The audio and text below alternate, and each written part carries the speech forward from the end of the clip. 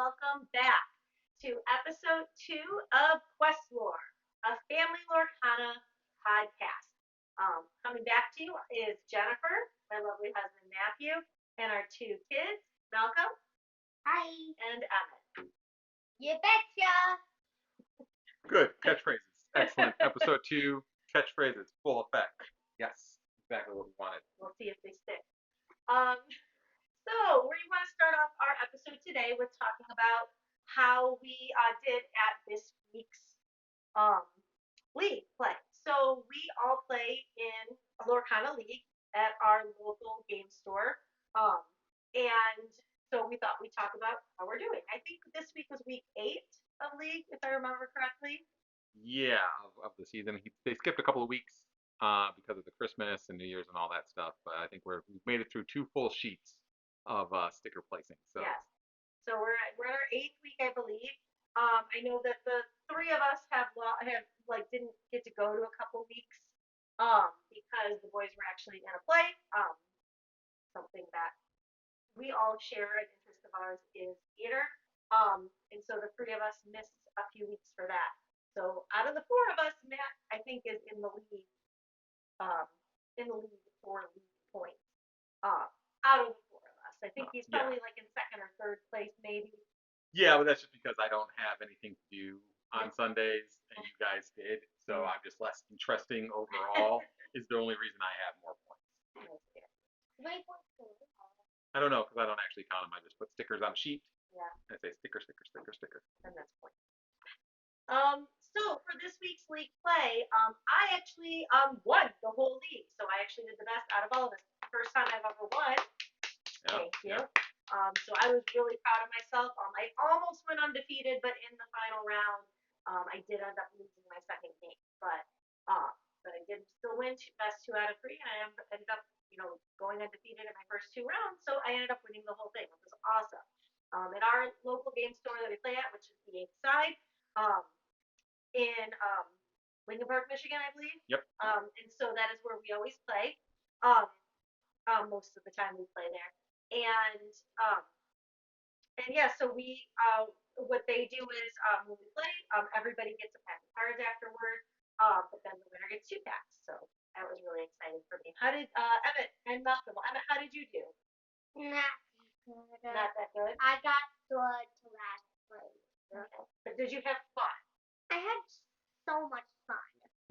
So the best part That's about good. Lorcana is that it's fun when you don't win, right? That's good. All right. How about you, Emmett or Malcolm? How'd you do? I got 5th place, which isn't that bad because I usually get a little lower. I think you Yeah, were the this highest was- place This kid. was out of 15 Yeah, people there, 15 so people it's is not fine. like it was out of 8. It was Yeah. out of 15 people. You went 2 and 1, which is Yeah. really good. That's awesome. I lost to him.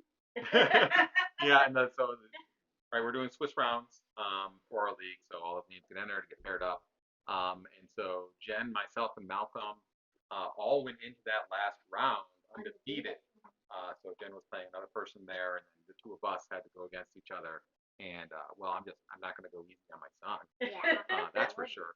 So We're not that kind of parent. so Jen and I both were undefeated. So I was 2nd place. She was 1st place due to the tiebreakers, which the next one was, which the tiebreaker was for opponent game winning percentage. So Jen played harder opponents than I did because her opponents won more games overall. But it was still awesome because that means we got extra packs for the family.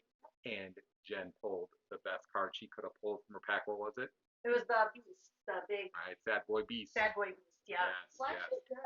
Sad boy. So the Beast Tragic Hero, which is the actual name of the card, but we just like to call him Sad Boy Beast, because he's just leaning over the balcony, looking at everything, covered in ink. Just, oh man, it's gonna take forever to get back to me. But what he's really good at is when you put him down, he doesn't have any damage on him. During your next turn, you're gonna get to draw 2 cards instead of 1.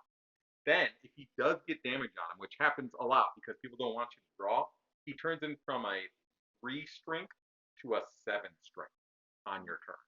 So he becomes a powerhouse that can take out most enemies. But then if he does have any damage on him, he still has an awesome ability, right? Yeah, that ability of getting now 7 Yeah. strength instead of 3. Yeah. So he has an awesome ability whether he has no damage or he has damage. So it's almost one of those things where opponents are, if they can't take him out in one turn, they're worried about leaving damage on him because of that awesome ability, which is great.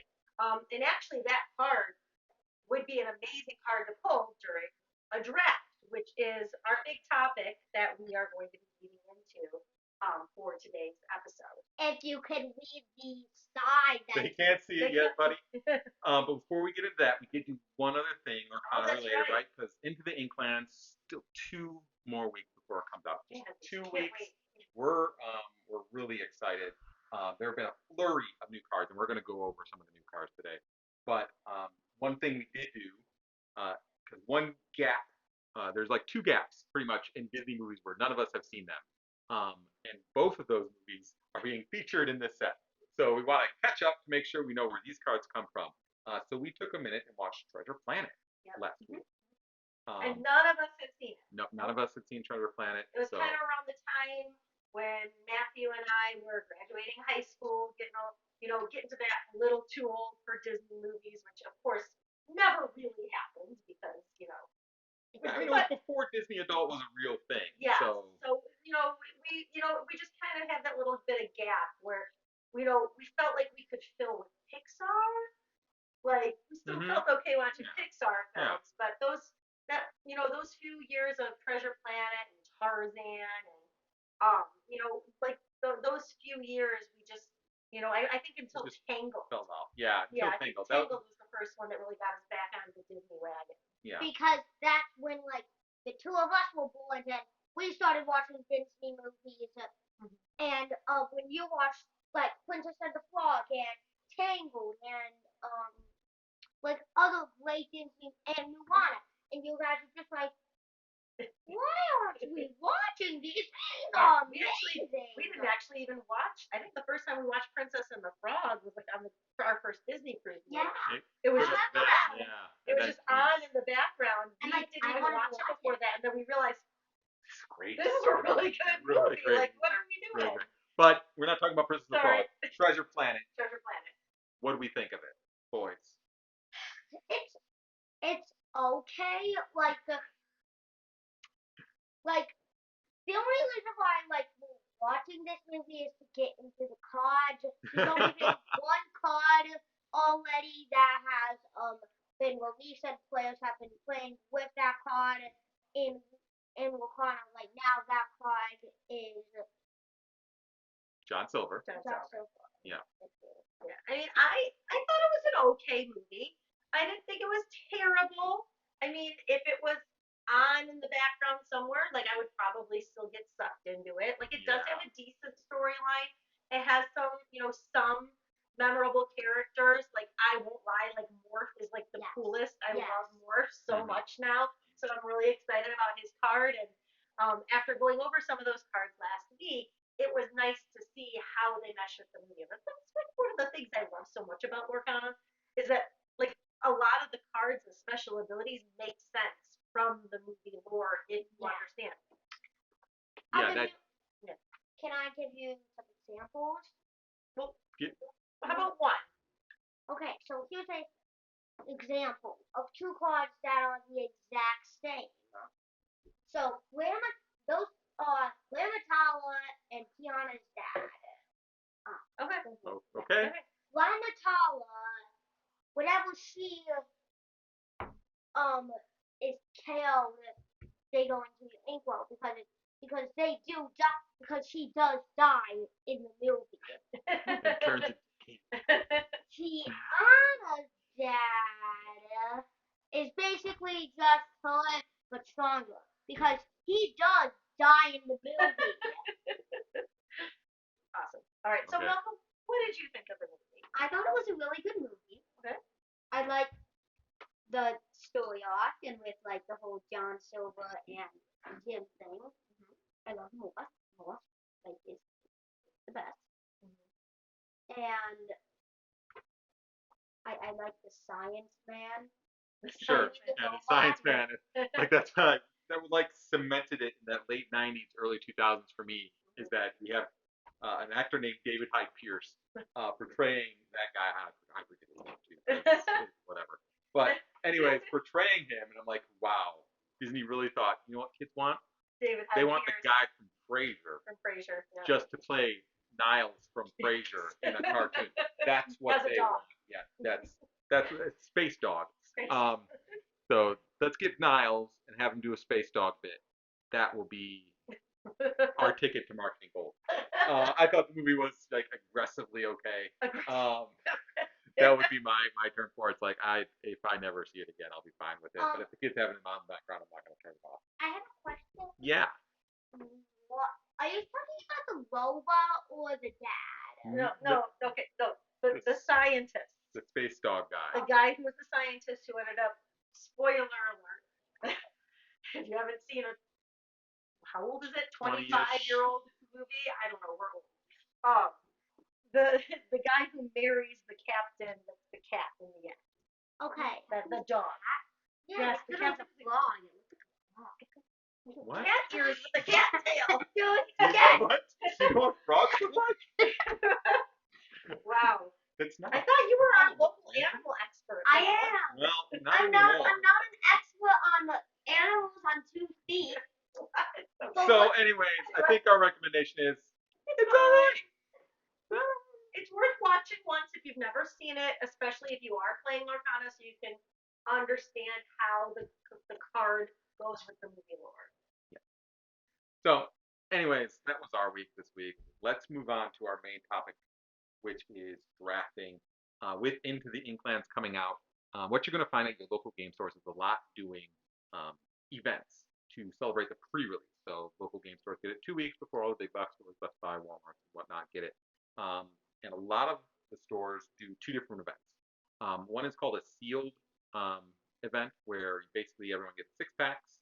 You open those up privately, you move your own deck with those 6 packs, and then you play against each other. Another version of a limited event, which is what these kind of terms are known as, is drafting. So with drafting, right, everyone typically gets 4 packs. And you sit in a big circle or 2 big circles, depending on how many you have, and you open up your packs and you look through your cards and you pick whichever one from that set that you want. You put that card down, you pass the rest of the cards to the person to your left, your right, depending on which way you're going. They take out cards, they pass that stack around, and it just goes around in a circle until everyone has taken cards from that. There's no more cards in that pack. You open up the next pack and do the same thing again. Then from that, so you'll get, you do it with 4 packs, 12 cards in a pack, so you get 48 cards. You then take the best 40 cards that you've picked. You don't worry about ink color. You don't worry about any of that kind of stuff. And you make your deck. And then you play against each other with a 40-card deck. It's a lot of fun because you get to open packs, you get to see new cards, and it's great for these card releases because you get all these new cards that you haven't seen. Everyone's kind of playing against each other, not really sure how the best way things are going to work out. It's a lot of fun. We have enjoyed it. We've done a couple we've done one for set 1. We did a mixed one for set 1, set 2. I've done ones just for set 2. So we've done a few ourselves. We're excited to do some on release night this time. This will be our first time because obviously set 1, set 2, people were just lucky to even get cards. This time it doesn't seem to be that much of a problem getting it. So I know of a couple stores around us that are doing drafts that we're going to be doing that night. Should be a lot of fun. And another thing about drafts too is that it's great for new players that are getting into it because the rules are a little bit more lax. You're not going to be playing as against like as heavy hitters that have like just a solid, perfect deck built to go that they're ready to play with. Everybody's playing with a brand new deck, so even experienced players just might not draft a great deck, and so new players might have some luck and actually do really well. And it's a great way to get a whole bunch of cards. Yeah. And it's also a great trading event too. Usually, a lot of trading will happen after those events, which again is great for new players. So if you are a new Lorcana player, or just kind of stumbled upon this to see if you think it's for you or your kids, a draft is a really great way to get into it. What do you guys think? What do you like drafts? I mean, drafting is really fun. I mean, I like it a little bit more than normally playing, and it's just a great experience. Drafting for me, It's good. I guess Ringing endorsement. I guess normal fights are better because you know where your death is. Sure. Sure, So yeah. And you don't really know your death so much because if you're a kid, you basically force your dad to leave all your cards and do everything yeah, for you. yeah, yeah. So the hardest part about drafting that we've run into with you at it has been what cards do you pick? Um, how do you pick those cards? You know, what do you do with them? And what we've come across is looked up some rules, something that we could say, hey, these are the cards you should get. So the big trading card game that's been around for the longest is Magic, right? And in Magic, they use a acronym called RED. They call it so it's bombs, which is just cards that you throw down. They call it immediate impact on the table. Removal, cards that will remove other cards. Things that are evasive. Aggro cards, and then dubs. Basically, the rest of the stuff you need to fill out your deck, right? And aggro means aggressive. Yes. And that's what that can work in a way for Lorcana. It doesn't. Um, it's kind of fitting a square peg into a round hole, so it doesn't work perfectly. And we were kind of bothered by that. And we were like, what can what would work for Lorcana? And it also has to have something to do with Disney because you can't just name something after bread or keto is something else. You can't just like look at an object in the house and name it. If we're going to do Disney, we got to pick something Disney. And we talked about it for a while, and we came up with the Genie method. Now we're still newbies at the trading card game, so this is just something us going back and forth, spitballing, saying, hey, what would we look for first in a card? So it's not perfect, but we think this is kind of cool. We also got our enchanted genie here. So Jen, why don't you go over what each one is, okay? Absolutely. So we kind of, it's like you said, we just kind of spitballed this. And so if you have any suggestions for either another acronym that we could possibly use or another way we could use one of these letters, like feel free to add it in the comments or again, shoot us an email. What's that email again, Matt? It's QuestLoreQuestions@gmail.com. QuestLoreQuestions@gmail.com. Thank you. So for the G in Genie, it's gimmies and greats. So the first thing that usually we all look for is, are there any big cards? Is there anything that is like very very elusive that is hard to find? So you're looking for like we have here. Um, our big cards that what's this called again? Sorry, I forget. The special cards. Oh, that's an enchanted. An enchanted. So you're looking if you see an enchanted card, you are obviously gonna take that immediately. And then when it comes to greats, it's the cards that you know are just really, really, really great cards to use. Um, Things that like the sad beast, like we talked about.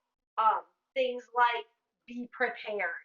Um, just like cards that are cards that everybody uses that are great to use. And then the gimme part. What's the gimme part, Matt? So the gimme part in Lorcana, like the name of the game seems to be drawing cards. So you want to keep up tempo of being able to play cards and having cards in your hand to play. If you don't have cards in your hand to play, you can't play. So it's really important to always be drawing cards. So the gimmies are gimme cards, gimme Yes. cards, gimme cards. So any card that allows you to draw more, whether it's a popsicle or like I know what something that I play in mine is a song that is a whole new world that lets you draw 7 whole new cards. So that would be something that you are looking for. And then for the E, Evictors. So Malcolm, what do you think we mean by evictors? Like what is evicting mean? Do you know? Nope. No? You don't know what evicting means? So evicting means you're getting rid of your opponent's cards. Yeah. Okay? So any kind of card that's going to get rid of your opponent's cards that prevents them from scoring lore. So that you can win the game. So, like, what are some of your favorite or least favorite evictors? Like the ones you don't want to see your opponent having. Maui. Maui's a big evictor because he's a big hunking card that his main goal is just getting rid of your cards. So that's definitely a big one. I know my least favorite one I like to see across from me is Be Prepared because that gets rid of everybody on the board. So I don't definitely hope to have that in my hand and don't want to see that in my opponent's hands. Sure. Another thing that I hope that doesn't see in my opponent's hand is that stupid Shuriken. Shere Khan. Shere Khan. Yeah. So Shere Khan, not really an evictor. He's more of almost a great card, especially in a draft, because you're going to be doing a lot of battling. Whenever you battle another character, Shere Khan's on the board, you get a game of war. So yeah, he's more in that string. Another evictors too is don't forget to look for songs because there's a lot of really great songs that are evictors like Smash or like Grab Your Swords. No, Smash isn't a song; it's an action. Oh, it's an action. Sorry, Grab Your Swords is the song. Yeah. And then Smash is an action. So like don't forget to look for those actions and those songs that also will help get rid of your opponent's cards. And the next one is probably my favorite of the letters, just because of what we ended up fitting it with, and that is for no touchy. And what we're meaning here is those ones that have that are harder cards that are harder to interact with. They're cards that basically, when you're using them, they either have ward, so they can't be a target for actions and songs. They're evasive, so they can only be challenged by other evasive characters, or they have resist, so it's hard to do damage to them because that first few hits of damage just don't count. So the prince for resist any of the evasive characters like this. This Genie right here is evasive, and or award it's no touchy Cusco. Yeah. The Cusco from the first chapter, no touchy. He was pretty much famous for that specific ability. And then there's a lot of cards that have resist. Yeah. And again, like the resist is great to have because if you are using like a Grab Your Swords or like a like any of those, like it doesn't do damage to a lot of those resist characters. Right. For I came up with interesting inkables. So one of the things that we noticed that red didn't really do anything with that's important in this game is inkable cards. As you can see, the Genie here, it is a great card. It's non-inkable. So if you got this in your opening hand, you're going to really struggle with this card because you can't ink it and you have to wait until at least your sixth turn in order to play it. And that's going to be frustrating. Usually what I hear kind of the rule of thumb is try to stick to like 6 to 8 maximum non-inkable cards when you're doing a draft. So you definitely want to make sure that the majority of your cards are inkables. But you also want to look for interesting inkables, ones where you quest for 2 lore, or ones that have other special abilities. Absolutely. That brings us to our last letter, which is E for essentials. What this is, so this is the last thing you're looking for, right? You're looking at these things in order. This is the last thing you're looking for. And that's the things that you just need to fill out the deck with, right? If you need something that you can play on turn 1, turn 2, turn 3, you got to make sure you grab those. Those are the last things you're gonna want to grab while you're filling out your deck. So the Genie method: G for gimmies and greats, E for victors, N for no touchy, I for interesting inkables, and E for essentials. Now we're going to go through an example of what we're talking about with each of these really quickly. So G for gimmies and greats. All these cards either will give you cards or they have an effect immediately when played. So Cogsworth, he gives everyone resist +1. He makes your entire board really difficult to act with. He's also got Ward, so he's difficult to interact with because it's going to take a lot to do damage to you can only do it with a full effect to do damage to him unless they actually quest with him, and no one quests with him. So he just stays there giving everybody resist. Tinkerbell, she does 1 damage to everybody the minute she enters the board. Not only that, when she destroys someone, she does 2 damage to another target. So like people can't quest because they're going to do damage to other characters that they've just played. And she's shiftable, so if you can also find um a 3 tank in there, and then you can shift her, um, like that's awesome because then you can play this card on turn 4 instead of turn 6. And then Malcolm, what's that last card? When's on the other side, I use that way too much. What does it do? It lets me draw 2 cards. It's also song. Doing. That is by far probably the most sung song in all of Arcana. Yeah. Probably sung the most by the Maleficent Sorceress. Because you play her on turn 3, you draw a card, then you make her sing on the next turn to draw 2 more. Yeah, because I got friends on the other side. Yeah, I don't want you hanging out with those guys. Next, the Evictors. So the first one I put on here was the Madame Imfop. She's got Rush. So you play her on turn 3, and it just runs right over any opponent almost that's out there. Yeah. Because So I don't think there's anybody that has a power, a resistance or of 4 or higher. So that's definitely taking out everybody. That's taking out most characters, especially anything that you played by turn 3. Exactly. The next one, I want to include a couple actions on here. So we've got Ring the Bell. This can be a particularly tricky one. It doesn't see too much. This is one where it doesn't get played a ton in Constructed. It's a little bit, but it finds a place in Draft because you get those really big characters that someone puts out that you have a hard time dealing with. Ring the Bell will banish any damaged character. So you just ping them with a little bit of damage, and then you can play this, get rid of them. And then the last one, you guys know this one. Who wants to say what it is? Smash! I knew this. You smashed my cage. Just leave it. Just leave it. It's fine. It's fine. Smash deals 3 damage to any chosen character. You can play this as only turn 3, and this will get rid of most characters. No touchy. So we've got the Prince. He's got Resist +1. He's also a bodyguard. So you have to interact with him, but you've got to do more. You've got to do 4 damage to him, and when he's coming on turn 3, like the fox can take care of him, but that's about it for a couple of turns. And if you don't know how bodyguard works, if you bring out a bodyguard card, even when the ink is wet, you can play them exerted, and it actually protects all of your other cards in play, so that you have to take out the bodyguard card before you can take out anything else. So this is even a really great card to play late in the game when you've got some big guns out there, um, and you don't want it, you've got your great cards out there and you don't want them to be touched. You can put the Prince up there, and again, you need somebody that attacks for 4 to get rid of him first before they can get rid of your other cards. Somebody who looks very good with the Prince is the big evil queen. Okay.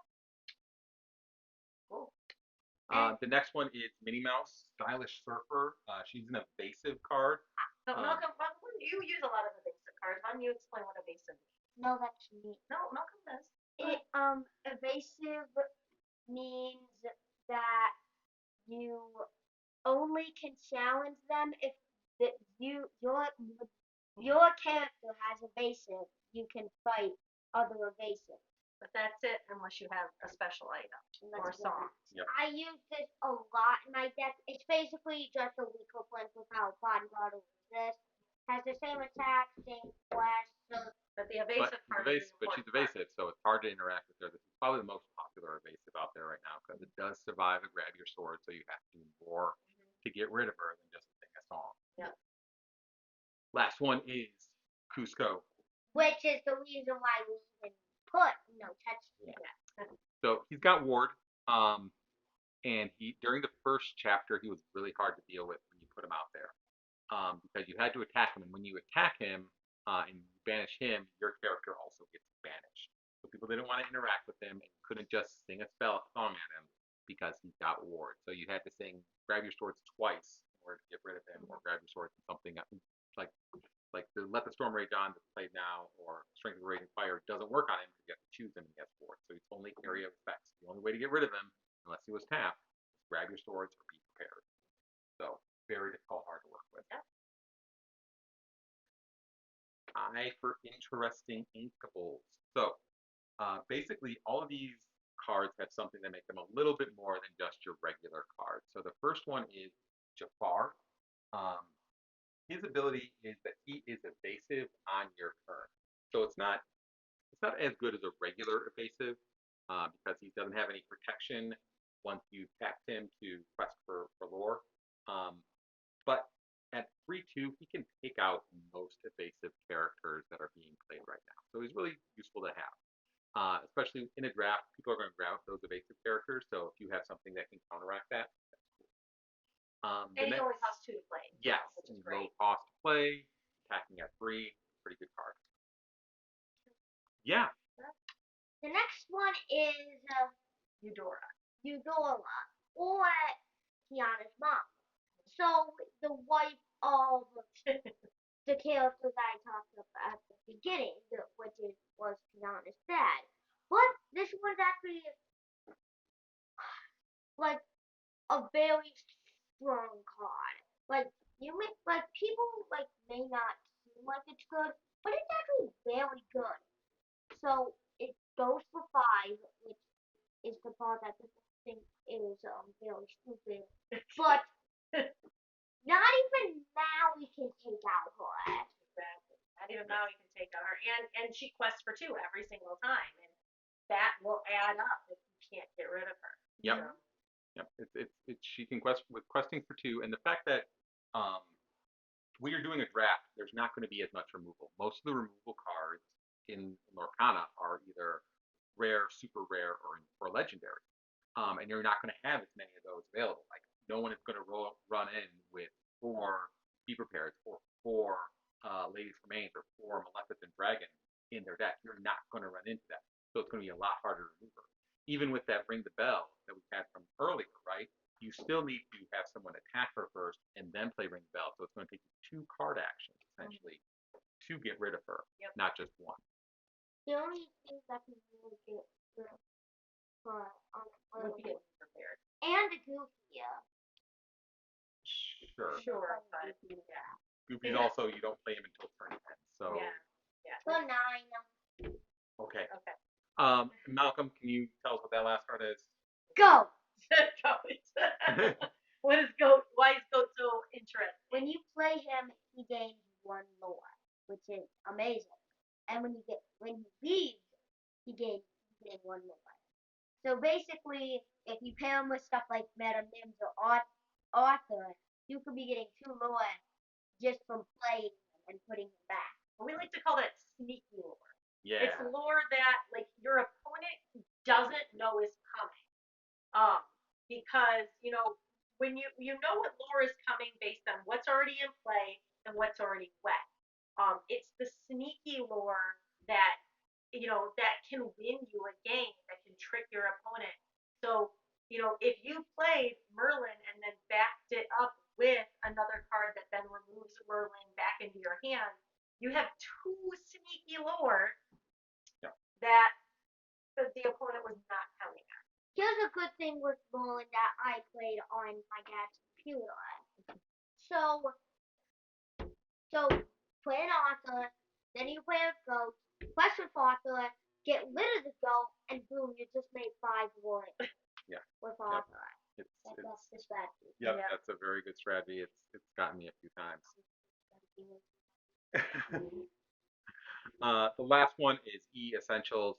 Here, like I just put a 1, a 2, and a 3 drop card here. These are like nothing special card wise. Out of all of these, the only one that sees play in like a regular constructed deck right now is Olaf, and that's just because the only 1 drop you really got for Amethyst. And that 1/3 line means he survives. Grab your swords and let the storm rage on. You can put 2 damage on him with teeth, but none of these cards are super special. But you need to make sure you can ramp properly and that you have the right cards in your deck so that you can play something on turn 1, can play something on turn 2, can play something on turn 3. It's really tempting to get all the big powerful cards, but if you only get the big powerful cards and you don't have the 1s, the 2s, and the 3s, you're going to be sitting there doing nothing for the first 3 turns except putting those big powerful cards into your inkwell until you finally get a chance to play it. And you're probably going to already be behind by then. Okay, so that's our Genie method for drafting. So G for gimme grades, gimmes and grades. E is for victors. N is for. No touching. I is for.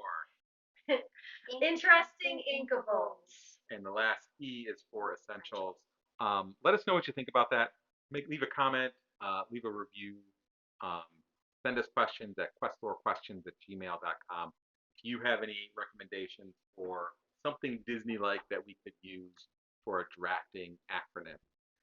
Now we're going to move on to looking at some cards that have been released over the past few weeks for Into the Inklands, as we're just super excited about it. I want to show these guys some of the new cards. So while we're going through them, let's take a look at them, see, do we think they're good cards for constructed? Do we think they're good cards for draft? We want them all anyways, but which are the ones that you guys are excited to see play with? So let's get started there. Okay, so first we're starting off with a couple of Robin Hood cards. The one on the right, I'll start there, is Robin Hood Betrayed Outlaw. It costs 1 and it's inkable. It has 2 strength and 2 willpower. It quests for 1. So it's a 1-drop that you can put into steel. The reason I have it here, it's a common card. It's not really that exciting, but you can now pair it with Robin Hood, Champion of Sherwood Forest, a legendary card. It costs 5 and it's inkable, strength of 3, willpower of 6. You can shift it on turn 3. It has 2 abilities. First is Skilled Combatant. During your turn, whenever this character banishes another character in a challenge, you gain 2 lore. And then the Good of Others. When this character is banished in a challenge, draw a card. That's great. So not only do you get lore by challenging others, you also get to draw a card when he eventually is removed. So a regular play, I can see this being played a lot. So I do play Steel. I play Steel Song, but I could see this more in the Steel Ruby deck that a lot of people are playing. I think that this would go really well in there. But being able to play that on turn 3 when most other 1, 2, and 3 drop cards can be taken out with that 3, so that you can use the special ability. That's great. And so to be able to do that and still because you look at it a lot of times with cards that have 2 or 3 lore, sometimes you think, oh, I don't know, do I want to use them to challenge because I don't want to lose the lore? Now you can challenge and still get that 2 lore, and so that's awesome. But it's also going to be one that's hard to get rid of. The 6 willpower is great, but when they do get rid, so because even Maui's not getting rid of that. But No, if they do, yes. no, I think Maui goes for 5. Doesn't he? 6. Oh, he does go for. Okay, so Maui does get rid of that, but then you get to draw a card. Yeah. But again, it's pretty much just there's maybe 3 or 4 cards that would get rid of him in one shot. So that's awesome because even with it not being shiftable, that's still a great card at only a 5 cost. Yes. Yes. And when you're talking about steel, at least, right? There's obviously you compare with something else, but when you're talking about steel, right? Not only do you now have this new 1-drop Robin Hood, there's already a 3-drop Robin Hood in steel, the one that you can tap and do 1 damage to an opponent. Yeah, so that's that's another target that you can shift on top of on turn 4, right? So it's definitely has a lot of potential here with these cards. And a great card for a draft too. Yes, both of these. Absolutely. Definitely the 1-drop falls under an essential card that you need at the bottom end to just fill out the curve. And then that guy, you put him on board and you're going to be able to attack people and gain lore. That's definitely great. By the way, I love the art on that card. I love Robin Hood is definitely one of my favorites. From my childhood. I mean, obviously it came out decades before I was a child, but that I watched a lot as a child. So I'm loving that ink on the Champion of Sherwood. Yes, he is. It's a really great card. And obviously, if you see it in a draft, grab that card. And fortunately, since the other one's a common card, there's a good chance you're going to see the 1-drop during the draft. Yeah, for sure. All right, moving on. We get 2 cards that fall under Ruby and Amethyst. I paired these 2 together because one is a song and one is Ariel, who just loves to to sing so much. The first one is Ariel, Adventurous Collector. She costs 3, is inkable, has a strength of 2, willpower of 3, is evasive, and then her special ability, Inspiring Voice.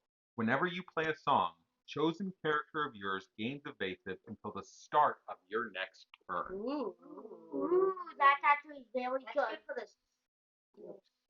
Well, it can't because it's red. Right, but it's Ruby. So the big in Ruby Amethyst right now is one of the most popular decks being played. The most popular card is like that mini stylish surfer because she's evasive. She's 1/3, so she can't get taken down by grab your swords, or that you need at least 3 to take her down. So people are playing other cards just to deal with her. Now you can play this evasive character, not have her attack, just give evasive to someone else, and they'll take her out. Because she doesn't take her out in one hit, you have to play her. You have to run into a mini twice. Right now, you can give evasive to your fox, evasive to Maui, evasive to any of those characters, and take out their evasive characters. Right now, like I play Peter Pan Shadow. I'm playing Peter Pan Shadow in my deck just to deal with that Minnie Mouse stylish surfer.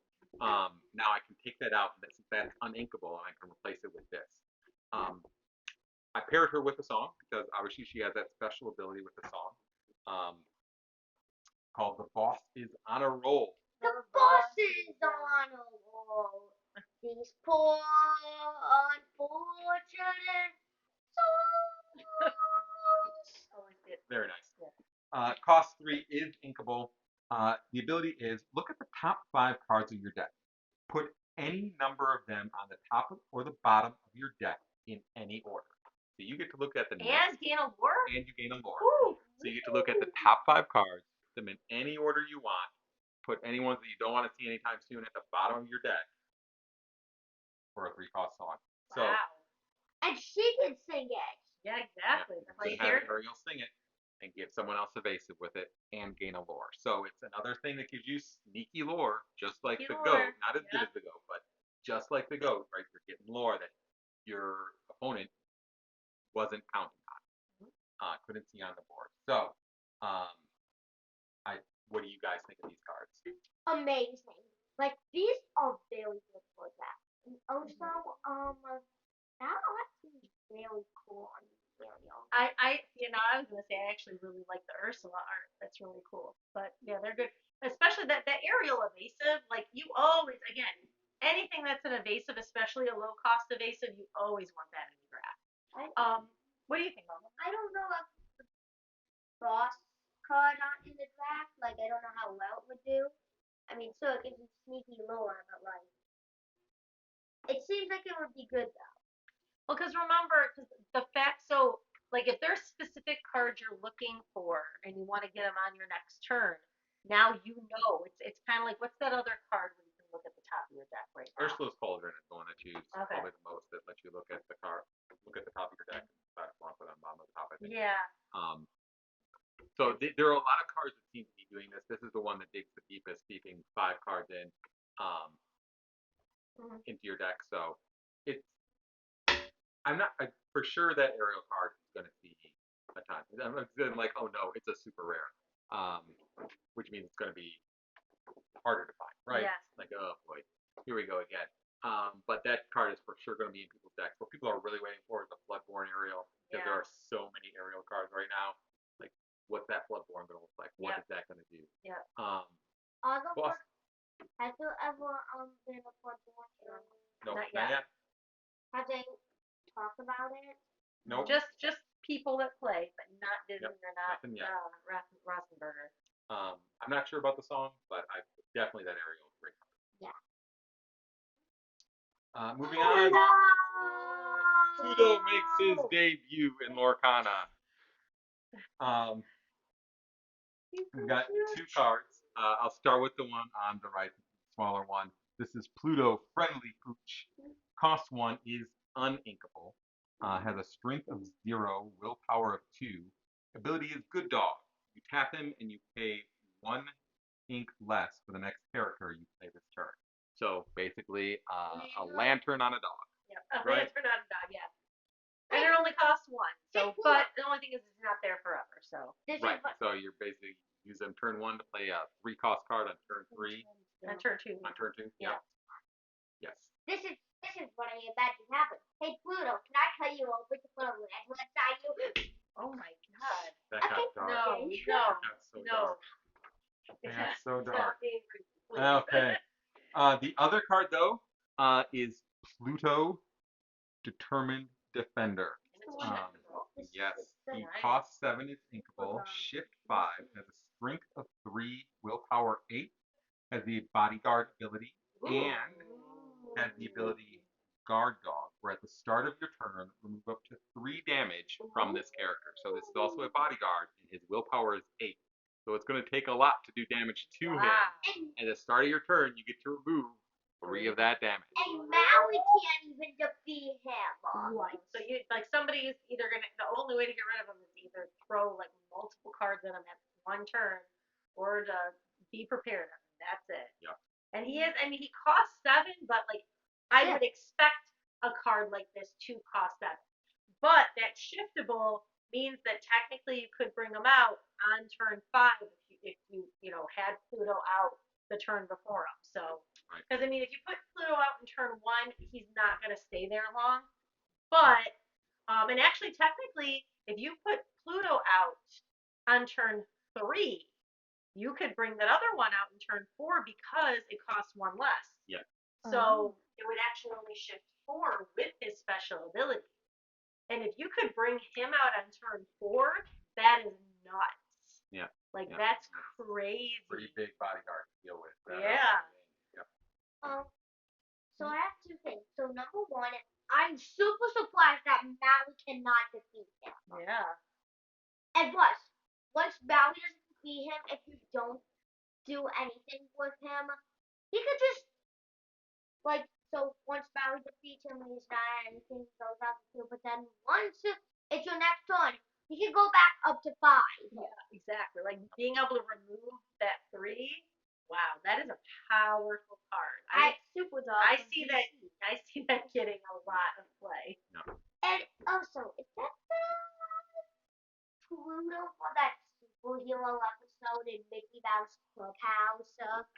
I also love how the Pluto friendly one is the same background and stuff with the other Mickey Mouse. I'm so glad you noticed that. Good work, Malcolm. I was just about to bring that up. Yes. I know. I love that. They mirror each other. Mickey's opening the other. Mickey's basically on the other side of that door that he's walking through. So it's very nice. And I love when the cards are doing that. And for the dwarves do it too. Yeah. Yep. Move on to our next set. Piglet! So after your guys' reaction to the Piglet Pirate last week, I had to include him here. He is a super rare. He's got Piglet, Piglet Pooh Pirate Captain, cost 2, inkable, strength of 2, willpower of 2, has the ability, and I'm the captain. While you have 2 or more characters in play, this character gets +2 4. Oh, so basically a weaker Christopher Robin. Sort of, because Christopher Robin is when he's ready, he gets 2 4. So this is just when you have 2 other characters in play, he gets +2. So you could play, 1 drop on turn 1, Piglet on turn 2. You play your third character on turn 3, and then you can quest with Piglet for 3 instead of just 1. So if you follow a curve, at least on turn 3, you're going to be able to get 3 more instead of just 1. That could be very aggressive. Yeah, so for Malcolm, sure. that could fit into your deck pretty nicely. Another drop to throw in there. Pongo. Yes. So the other card is Pongo, Determined Father. He costs 3 and is inkable. He's another super rare. His strength is 3, willpower of 2. His special ability is Twilight Bark. Once per turn, you may pay 2 ink to reveal the top card of your deck. If it's a character card, put it into your hand. Otherwise, put it at the bottom of your deck. So if you were playing a heavy character deck, this lets you draw a card every turn for 2 ink. So that could be a very useful card because drawing cards is big for Lorcon. Especially in amber decks too. That's awesome because there's not a ton of card drawing cards in the amber deck. No, most of the amber ones where you get to draw a card, you have to be healing damage or something. Yes. So that's and for it only to cost 3 as well. Yep. If you had that out, and then you have a bodyguard Simba protecting it, like you could use this for quite a few turns. Yep. Awesome. So I have two things. So number one, I hope in set one. We're still talking about set 3 here, dude. But go ahead.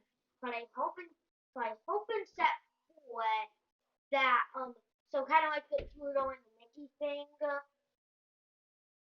There's a assistant pilot Winnie the Pooh. That could be cute. That would be really cute if like you get a 1 drop, a 2 drop, and a 3 drop of the pilot. So like it's like the 3 of them. That would be cute. That's very cute. All right, let's move on. All right, here are a couple cards from DuckTales. We've got Scrooge McDuck, super rare. The richest duck in the world. Cost 5, is uninkable. Strength of 3, willpower of 5. Special abilities are I'm going home during this turn. During your turn, the character gains evasive, so they're evasive on your turn. And I didn't get rich by being stupid. They get rich by being stupid. During your turn, whenever this character banishes another character in a challenge, you may play an item for free. Now, you'll see that the reason I paired these two together is the next card here is Lucky Dime. This is the first non-character legendary card. It costs 7, it's uninkable. The special ability is number 1. You can tap it and pay 2 ink. Choose a character of yours and gain lore equal to their lore. So any character you've got on the board, you can use this to gain lore equal to their lore. That'll be good for like Mickey and Natalie. You just have to be playing that because Sapphire doesn't often go with those. So a big one you could use this with it, and considering that odds are you're going to be fairly late in the game when you're playing this. Like the earliest you can play Scrooge, right, is turn 5. Assuming you're not doing any kind of weird shenanigans stuff. You're playing Scrooge on turn 5. On turn 6, you're able to defeat something with Scrooge, and you can play the Lucky Dime, right? Then you'll probably have to wait. Well, no, you probably have to play the event. You could have Belle on the board. If you got over 10 ink, she's questing for 5, so you gain 5 for it that way. Yeah.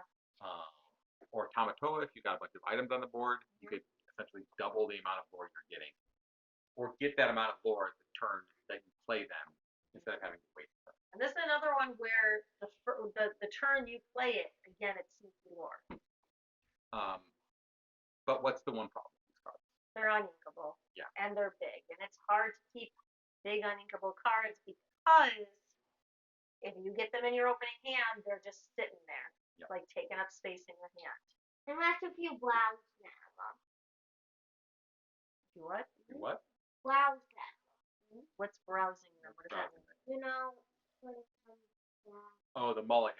Oh, to mulligan them. Yes, sure. But I'm saying, like, even after your mulligan, if you have these in your opening hand after your mulligan, that's problematic. Or if you draw them or anything like that. Yes, if you draw them early, they're just going to be sitting ducks in your hand and you can't do anything with them.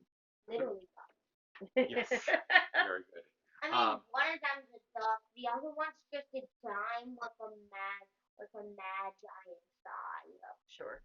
So these cards look like they're going to work great together, but it's getting them both in your hand at the right time, getting them to do the things that you need them to do.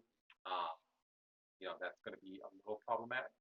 There's especially because you don't often see a blue deck that goes a really long time, and I worry that you're never going to get that Lucky Dime out there to actually do any good unless you get the Scrooge and the Lucky Dime. Like the Lucky Dime on its own, I'm not seeing it.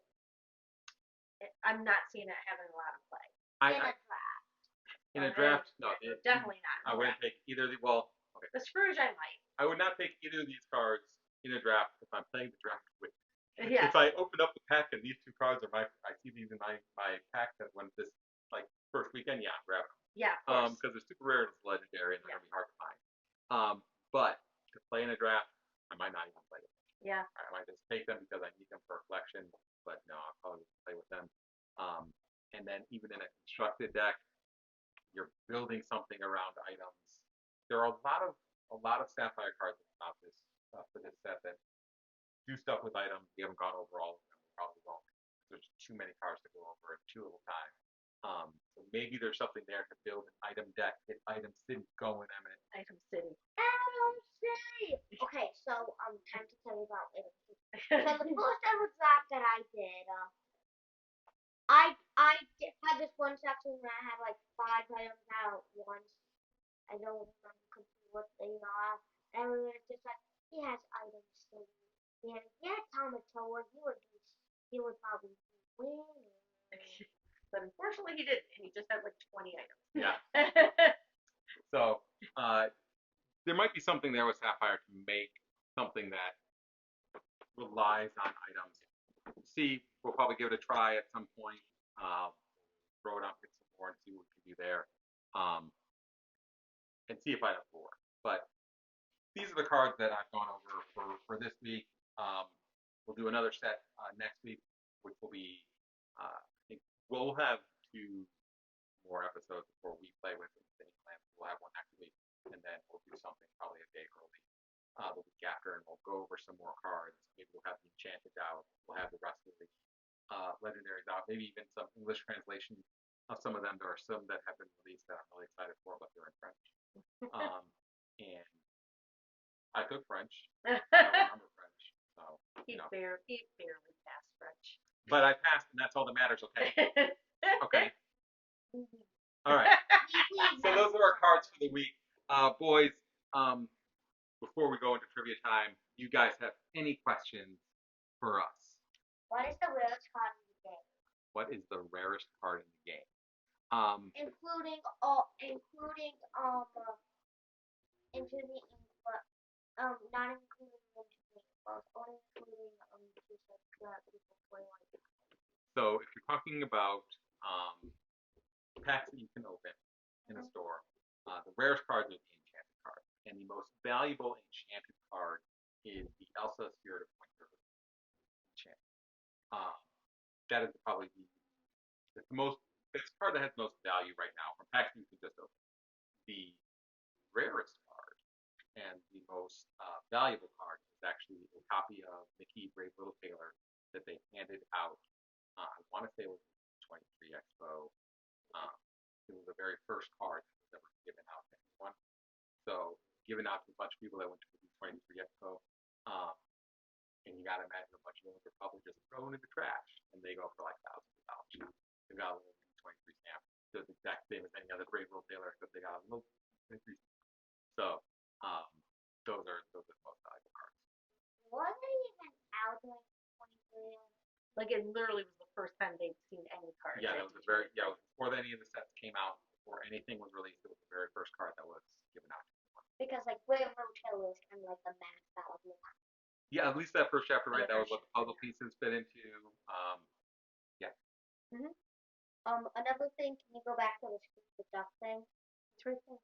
I love how the art is so good to the show. Yeah. Because that Scrooge is the exact like basic image of the show, and like I actually just watched the episode this morning, and that background was in the episode I watched. Awesome. Sure. What about the Lucky Dinosaurs? No, that's like because that's just a dream board probably board number, not what it actually is. There have been a lot of other DuckTales cards being released with this set. Yes, there's the Huey, Dewey, and Louie one. They work together. There's I forget Magic Pit that spells like not daughter. Oh, huh? Yeah, she's there. I like doing myself. But then Launchpad McQuack is the question. I don't believe there's a Launchpad McQuack yet. People are actually more excited. Everyone's waiting for Magic Pit to spell. That's the card people want. Yeah. There's a Flint Heart Gungold one. Is that bad cards in special ability? No. I don't remember what special ability is. That's awesome. He's a great character. He's there. And then there's Tailspin card. Like, yeah. Which is funny because they've been releasing a lot of cards over in other countries to kind of get other countries excited about it. So a lot of cards that are in French, and then people translate it. And so Tailspin in other countries was Super Baloo. And I'm like, that is awesome. Super And then when you translate some of the other cards, it's like when these characters quest, you get this, right? But when you throw them in like Google Translate, now it says when they go on an adventure. Yes, that's awesome. I'm gonna use that. And then it says reshuffle your cards, but when you translate it through Google Translate, it says remix. So like, right, I gotta remix my cards, man. Remix it up. Yeah, it's awesome. Hey, So, That's so funny. So talking about that, like just really quick, I know we talked about this before. Is there any like other TV shows or movies that? Oswald the Lucky Rabbit. Okay, Yep. let me finish my question. That aren't yet in Lorcana that you would hope to see. So Gravity Falls is your number one. Yeah, Even over Phineas and Ferb. yes, I like that so much. Okay, so I'll give you two a card from Gravity Falls and a card from Phineas. Oh, you already have cards made up. Okay. Yeah. So a Mabel card. Well, okay, Mabel. Love Mabel. And it's a big Mabel. Okay. And she is. What do you think she does? Because she is just all chaos. She is a Bloodborne and Dreamborn combined. sure. Because that's basically that's Mabel. Or how about you, Malcolm? What do you think? What if we have like Madame Mim and Merlin? What if we have Perry and Aeneas? Oh my god. We just have like Aeneas and Perry just comes in and destroys them. Like the special ability, self-destruct button. When Perry Perry the platypus, the item goes away. But see, what they'd have to have is they'd have to have a one drop that's just the platypus. Yes. And then they have a shiftable that's Perry the platypus. What if like ability on any Dr. Doofenshmirtz is cannot attack Perry the platypus? Cannot attack platypus, but can attack Perry the platypus. There we go. Yes, that would be great. Just specifically that. It's like that is the most useless ability. or you just have an item that is his brown hat. Yeah.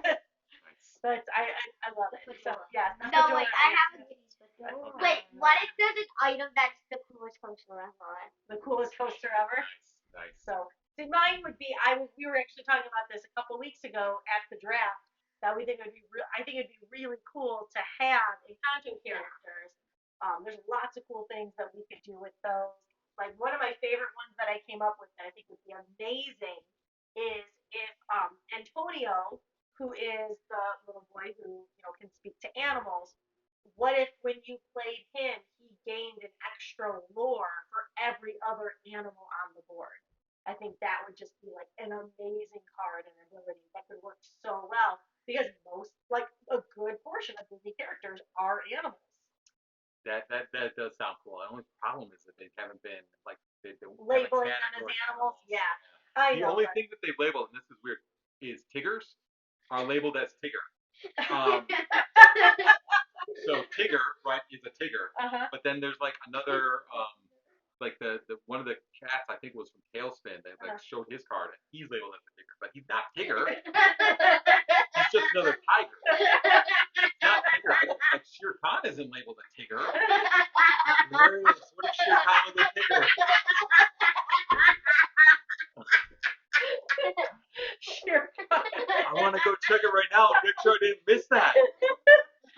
I mean, because by their rules, he's a Tigger. Where's your binder? We'll figure it out. For next week. I'm pretty sure. I feel like I would know that. What if there's like a Dreamborn Shere Khan, like playful Shere Khan, like as a cub, he's playing around with like a ball of yarn or something, but he's a Tigger. Yeah. So. I don't have the God of all Tiggers, which just upgrades all Tiggers. And I want a proper Mickey Sorcerer Apprentice. Yes. We've got the Sorcerer's Hat now. That's gonna be an item in the next one. They've got the Sorcerer Mickey from the first set, but that is not my Sorcerer's Apprentice. That is some weird thing, and I'm happy for the broom people that he exists and that brooms exist. Go with your brooms. Hopefully that one day that works out for everyone. But I want a regular freaking Sorcerer's Apprentice Mickey. Yeah. And I want it an enchanted version of it, and that is probably one of the few that I will pull and I will keep and I will frame on my wall. That's where it will stay forever. Yes. Can I finish on my Google card? I thought you had No, finished it, buddy. You know, you're good. You're good. 'Cause Okay. It's just made up It's anyway. trivia time. Trivia Let's see what time. people know. Doobie. Okay. A few of these might be a little difficult. All right. Disney trivia. What do the circus thieves want to steal in The Hunchback of Notre Dame 2? Two? There's a two? I only seen the third one. What? There is no. You've never even seen Hunchback. Elephants. I don't know. I love Hunchback of Notre Dame. I did not know there was a two. So it's a prize bell from Notre Dame. Of course. Rebel from Notre Dame. What are the names and colors of the 3 kittens from The Aristocats? Oh, I know this one. Pink, brown, gray. What are the pink? It's white. It's white, brown, and gray. But what are their names? No, it's pink, orange, and gray.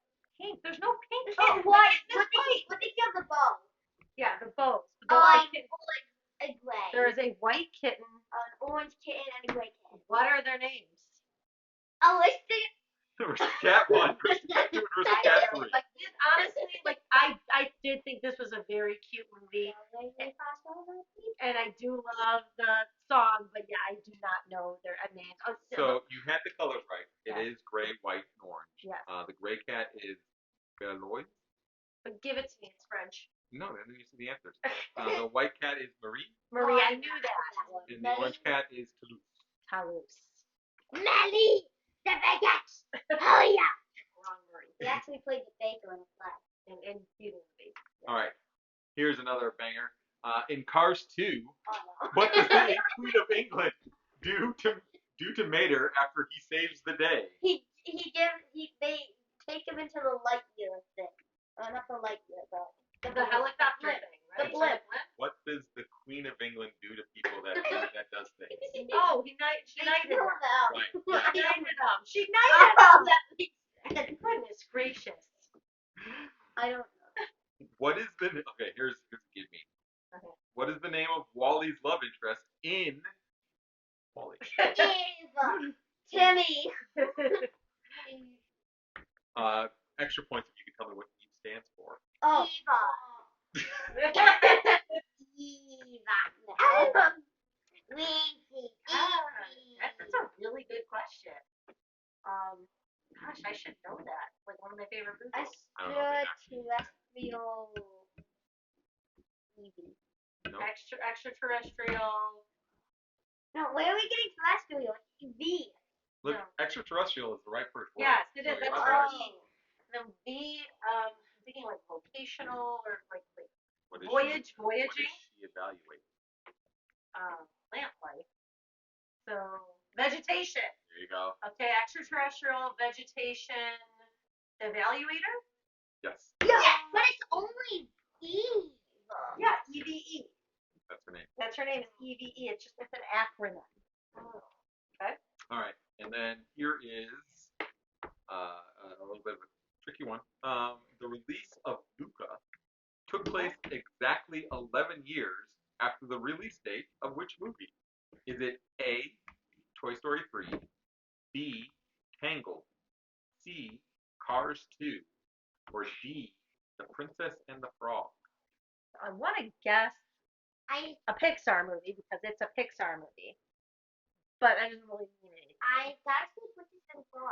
So Luca came out In 2020 or 2021? 2021. 2021. So that would have been 2010. Toy Story 3. So I think it would be Tangled. I'm gonna guess Tangled. Tangled. Princess and the Frog. Or are you changing your answer? Toy Story 3.